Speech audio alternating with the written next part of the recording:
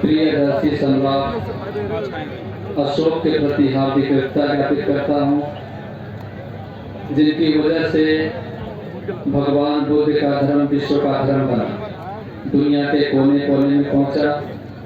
तत्पश्चात symbol of knowledge Bodhisattva Baba Saheb doctor Bhimrao Ambedkar ji के प्रति हार्दिक कृतज्ञता ज्ञापित करता हूँ, जिन्होंने भगवान बुद्ध के धर्म को भारत में पुनर्जीवित किया और भारत जैसे विशाल देश को एक सुंदर संविधान दे करके इस देश को समता, समानता, न्याय और बंधुता में बांधने का कार्य किया। तत्पश्चात उन सभी संतों, गुरुओं, महापुरुषों के प्रति अपनी कृतज्ञता ज्ञापित करता हूँ, जिन्होंने बहुजन के हित के लिए, उनके सुख के लिए अपना सर्वत्र त्याग कर जीवन पर्यंत कार्य किया। तत्पश्चात मंच पे उपस्थित परम पूज्य अपने गुरु जी के चरणों की सादर वंदना करता हूँ एवं सभी भिक्षुओं को सादर प्रणाम करते हुए आज इस महा धम्म सम्मेलन में उपस्थित सभी श्रद्धावान उपासक और उपासिकाओं के प्रति मैं मंगल कामना ज्ञापित करते हुए आभार ज्ञापित करता हूँ। आज बहुत ही कई दिनों से विगत गुरु जी के आदेशानुसार हम लोग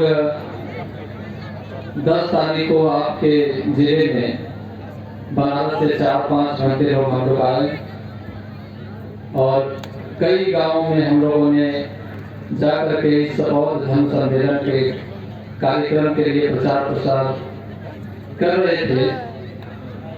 उस समय हम लोग अक्सर जगह पे बताते थे कि सारनाथ से हम लोग आए हैं। सारनाथ में भगवान बुद्ध का पहला धर्म उपदेश हुआ। सारनाथ में संत शिरोमणि गुरु रविदास का जन्म हुआ। इसलिए सारनाथ बनारस बहुत पावन भूमि है ही, लेकिन साथ ही साथ बोधिसत्व बाबा साहब डॉक्टर भीमराव अम्बेडकर का अंतिम यात्रा भी सारनाथ में हुआ।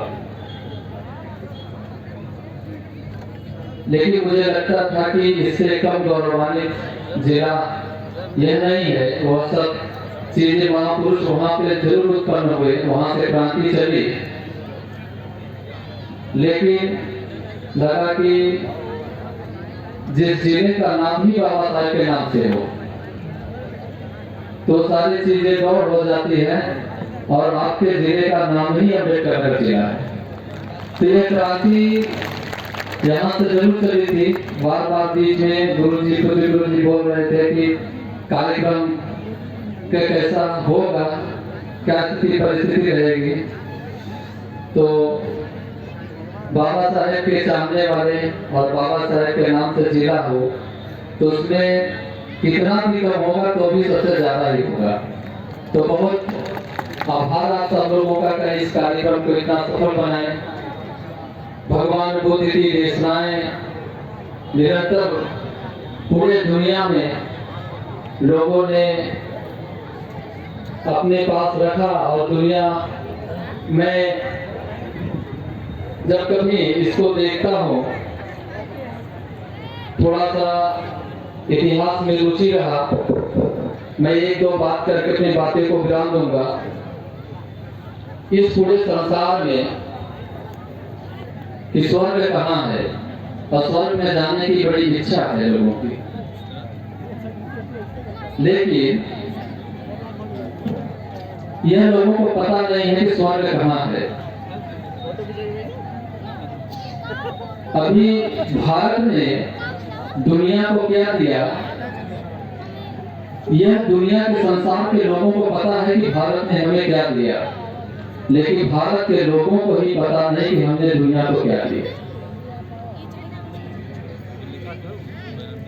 अभी मैं विगत दिनों में देख रहा था जापान का नाम बहुत आप लोगों ने सुना होगा। जापान की डिक्शनरी उठा लीजिए, चाहे कोरिया कंबोडिया की डिक्शनरी उठा लीजिए, उस डिक्शनरी में लिखा हुआ है कि भारत मीन्स स्वर्ग। भारत ही क्या है? स्वर्ग है। भारत को ही स्वर्ग कहा गया उनके डिक्शनरी में, और भारत के लोग आज स्वर्ग ढूंढ रहे हैं, खुद स्वर्ग में होते हुए स्वर्ग को ढूंढ रहे हैं।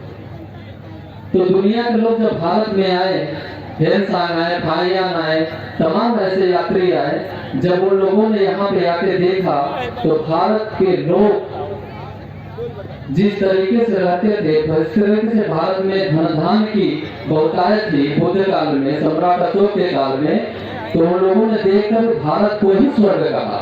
इसलिए आज भी उनके डिक्शनरी में लिखा हुआ है भारत मतलब स्वर्ग। और आज भारत के लोग स्वर्ग कहीं और ढूंढ रहे हैं। भारत के फाइयान के एक मित्र थे, उनके साथ आए, और फाइयान जब वापस जा रहे थे तो उन्होंने कहा कि हम वापस अपने देश जाएंगे, लेकिन वो कहे कि फाइयान आप जाइए, मैं अपने देश वापस नहीं जाऊंगा। उन्होंने कहा क्यों? क्यों कहा? उन्होंने कहा कि यह देश इतना सुंदर है, अगर कभी कोई जन्म अगर होता है, अगर होगा, तो मैं चाहूंगा कि अगला जन्म मेरा भारत में हो, और मैं इसको छोड़ के नहीं जाऊंगा। लेकिन से यह बात जो मैं कह रहा हूँ, यह बुद्ध काल की बात है, यह सम्राट अशोक के काल की बात है, यह हर्षवर्धन के काल की बात है। लेकिन आज इस देश की यह हालत हो चुकी है कि लोग सोचते हैं कि भारत में कैसे जाया जाए। एक समय था जब लोग भारत में आने की इच्छा रखते थे, लेकिन आज दुनिया में भारत में जो दिया, जो समता, स्वतंत्रता, न्याय, बंधुत्व, जो सारी चीजें दिया, आज हमें लगता है कि वेस्टर्न कल्चर हमारे ऊपर हावी हो रहा है। जन्मदिन मनाने की परंपरा आज भी हमारे बीच में है, और हमें लगता है कि जन्मदिन मनाना वेस्टर्न कल्चर है, बाहर की कल्चर है। लेकिन आप लोगों को बता दें कि दुनिया संसार में सबसे पहले जन्मदिन मनाना दुनिया को किसी ने सिखाया तो भारत ने सिखाया। क्योंकि फाइयान अपने नोट में लिखता है कि जब सम्राट अशोक का जन्मोत्सव आता है तो 16 हाथ ऊंचा रथ सजता है, उस पर भगवान बुद्ध की प्रतिमा लगती है, और पूरे नगर में भ्रमण किया जाता है। उससे प्राचीन जो है कि जन्मदिन मनाने का वर्णन किसी भी ग्रंथ में, किसी भी देश के पास नहीं है, पूरे संसार में। तो हमें आज अपने इतिहास से संबंधित इतिहास को जानने की जरूरत है, अपने धर्म की तरफ जानने की जरूरत है। इसलिए बाबा साहब ने कहा कि हम सब नागवंशी बौद्ध हैं, और बाबा साहब ने अपने अंतिम समय में कहा भी कि अगर मैं 2 साल जीवित रहा तो भारत को पुनः बौद्धमय बनाऊंगा। और बौद्धमय क्यों बनाऊंगा? क्योंकि बौद्धमय, और बौद्धमय क्यों बनाऊंगा? क्योंकि बौद्धमय होने का मतलब है कि समता, स्वतंत्रता, न्याय और बौद्धत्व। अगर इसकी स्थापना चाहते हैं, यह इस भारत देश में व्याप्त रहे, तो बिना भगवान बुद्ध के धर्म के, बिना बाबा साहब के संविधान के यह देश में समता, स्वतंत्रता काबिज नहीं रह सकती। यह मैं पूरे दावे के साथ कह सकता हूं। तो आप सब लोगों को यह समझ लेना चाहिए कि अगर समता, स्वतंत्रता, न्याय, बंधुत्व अगर चाहिए तो भगवान बुद्ध के धर्म का होना, बाबा साहब के संविधान का होना बहुत महत्वपूर्ण है। मैं आप लोगों से ये कहना चाहूंगा लास्ट में एक ही चीज से कि आप लोग अच्छा है कि भारत में है। बहुत सारे जगहों पे आप देखिए, जापान, कोरिया, कंबोडिया के लोग आते हैं। सारनाथ में हम लोग रहते हैं, बहुत बार सारनाथ दर्शन करने जाते ही हैं। बहुत सारे देश के लोग उपासक उपासिकाएं आकर के घंटों घंटों बैठते हैं, रोते हैं। उनसे कारण पूछा जाता तो वो कहते हैं कि मैं सिर्फ इसलिए यहाँ पे चिंतित हूँ, इसलिए रो रही हूँ, या ऐसा इसलिए रो रहा हूँ कि मेरा जन्म भारत में क्यों नहीं हुआ। और भारत में ही नहीं, अगर सारनाथ या बनारस में हमारा जन्म हुआ होता या बोध गया होता तो कितना धन्य होते। तो बुद्ध ने भी कहा था कि किच्चा मनुष्य प्रतिलाभो, किच्चा न मच्चा न जीवन, किच्चा न धर्मवर्ण, किच्चा न बुद्धानुपादो। तथागत भगवान बुद्ध कहते थे कि मनुष्य का जीवन पाना बहुत दुर्लभ है, और उससे भी ज्यादा दुर्लभ है मनुष्य जीवन पाकर के जीवन को जीना, और उससे भी ज्यादा दुर्लभ है मनुष्य जीवन पाकर के जीवन को जीते हुए सधर्म को सुनना, भगवान बुद्ध के धर्म को सुनना, श्रवणों का दर्शन करना। और उससे भी ज्यादा दुर्लभ है इस संसार में बुद्धों का उत्पन्न होना। आज से 2500 साल बीत गया, अभी तक कोई बुद्ध उत्पन्न नहीं हुआ। लेकिन आप लोग बहुत पुण्यवान हैं। क्यों? क्योंकि आप लोग मनुष्य योनि में हैं, पहली चीज। दूसरी, मनुष्य जीवन पाकर के जीवन को जी रहे हैं। और तीसरा, आज आप लोगों को सधर्म सुनने का मौका भी मिल रहा है, तो आप लोग बहुत पुण्यवान हैं। और आप लोग इस तरीके से बुद्धमय बनाने के संकल्प को, जो बाबा साहब ने कहा था 2 साल में हम बना देंगे, और बाबा साहब के जाने के बाद आज भी हम इस काम को नहीं कर पाए, इसीलिए सब लोग आज भी नारा लगाते हैं कि बाबा साहेब आपका मिशन अधूरा, हम सब मिलके करेंगे पूरा।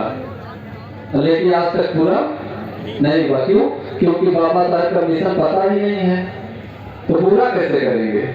तो बाबा साहेब का मिशन था बौद्धमय भारत बनाने का, तो आज से नारा ही बदल दीजिए। आज से नारा ये बदल दीजिए और बदल करके नारा बना दीजिए, बाबा साहेब आपका मिशन अधूरा, बौद्ध बन के करेंगे पूरा। यदि ऐसा कहेंगे तो निश्चित बाबा साहेब का मिशन पूरा होगा, और एक बार बुद्धमय भारत बनेगा जहाँ सभी को सत्ता स्वतंत्रता न्याय बंधुत्व मिलेगा। तो मैं ज्यादा न बोलते हुए लास्ट में आप सब लोगों के प्रति आभार ज्ञापित करता हूँ। विगत 12 दिनों से आपके जिले में हूँ, बहुत अच्छा लगा, आपके जिले में बहुत प्यार सम्मान मिला। तो एक बार पुनः पूज्य गुरु जी के चरणों में सादर वंदना करते हुए आप लोगों के लिए मंगल कामना ज्ञापित करते हुए आप लोग सुखी रहें, निरोग रहें, दीर्घायु हों। बहुत बहुत धन्यवाद, बहुत बहुत आभार। सब प्रसाद हुआ। साधु साधु।